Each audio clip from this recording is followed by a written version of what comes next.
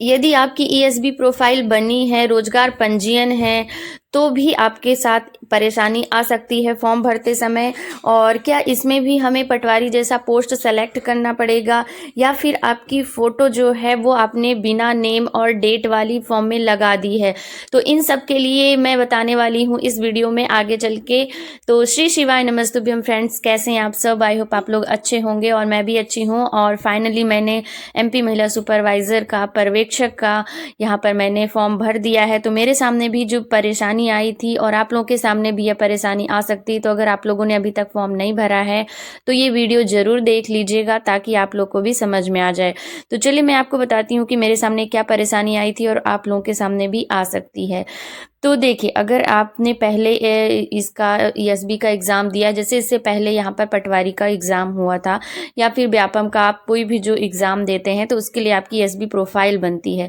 तो अगर आपकी प्रोफाइल बनी है तो वहाँ पर आपको प्रोफाइल का जो आपका पंजीयन नंबर है वो भी आपको याद होना चाहिए। इसके साथ ही आपको उसका पासवर्ड भी याद होना चाहिए।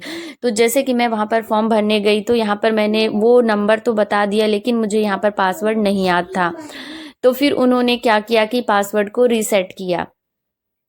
तो पासवर्ड वहाँ पर वो रीसेट करेंगे और आपके पास वो वाला नंबर होना चाहिए, फ़ोन नंबर होना चाहिए, जो आपका वहाँ पर जब वो फॉर्म मतलब जब आपने प्रोफाइल बनाई होगी, जो नंबर डला होगा, केवाईसी की गई होगी, तो वो वाला नंबर आपके पास वहाँ पर होना चाहिए, या फिर वो ईमेल आईडी होनी चाहिए आपके पास। तो जब वो पासवर्ड रीसेट करेंगे तो वो आपके मोबाइल में ओटीपी आएगी, वो ओटीपी यहाँ पर डालना होगा और फिर आप वहाँ पर अपना पासवर्ड रीसेट कर सकते हैं।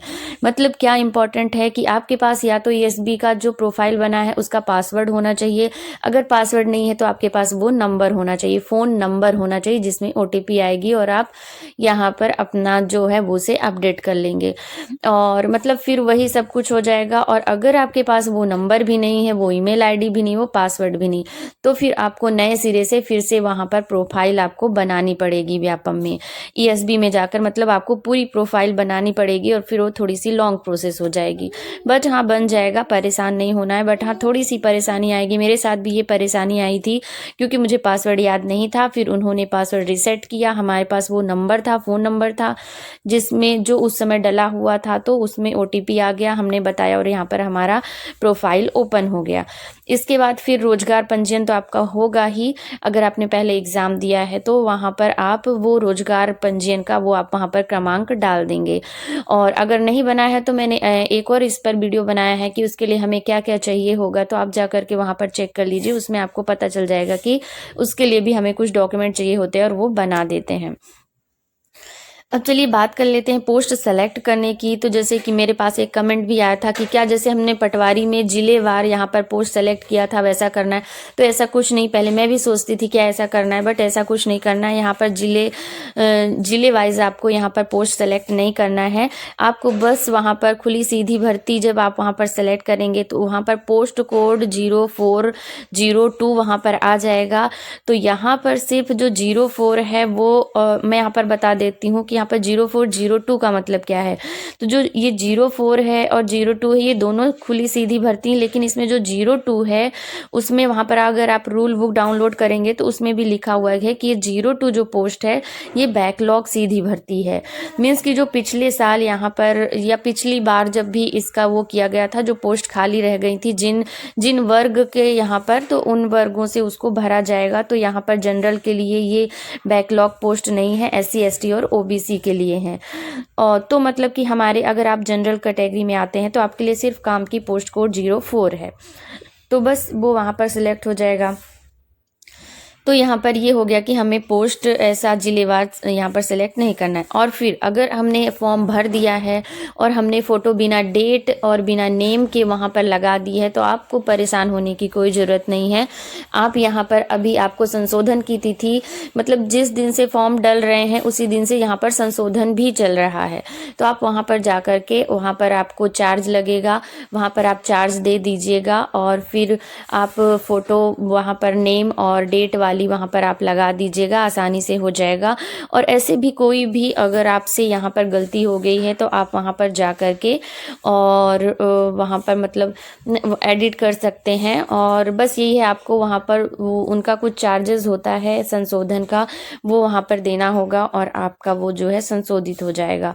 बस क्या है, ईमेल आईडी, फ़ोन नंबर और एप्लीकेशन नंबर, नहीं, रजिस्ट्रेशन नंबर, ये जो है ये बस आपके यहाँ पर चेंज नहीं होंगे, बाकी और सारी चीज़ें यहाँ पर चेंज हो जाती है। बाकी आप डिटेल मतलब अगर आपको चेंज वाली देखनी है तो फिर मैं वो वाला वीडियो वहाँ पर पूरा सर्च करके मैं यहाँ पर और आपको हाँ, एक और ज़रूरी जानकारी, तो जैसे कि आप अगर दूसरे स्टेट में रह रहे हैं, एमपी को छोड़ के हैं, आप एमपी के ही निवासी लेकिन आप दूसरे स्टेट में रह रहे हैं और आप सोच रहे हैं कि यहाँ से फॉर्म डलेगा कि नहीं डलेगा, क्योंकि मैं भी आउट ऑफ एमपी हूँ, तो यहाँ पर मैं भी सोच रही थी कि इसका फॉर्म कैसे डलेगा, बट बड़े आराम से डल जाएगा, कोई प्रॉब्लम नहीं होती है। बट बस इतना ही है कि जब आप एमपी में कहीं भी फॉर्म डालेंगे तो चूँकि वो जो ऑनलाइन जो आपके कंप्यूटर सेंटर वाले हैं वो पहले से वहाँ पर कियोस्क सेंटर रहता है, मीन्स वो पहले से वहाँ पर वो लोग एमपी ऑनलाइन से जुड़े रहते हैं, तो वहाँ पर वो लोग फॉर्म भरते हैं और वो लोग पेमेंट जो है अपनी तरफ से करते हैं और उनको शायद कम चार्जेस लगते हैं यहाँ पर।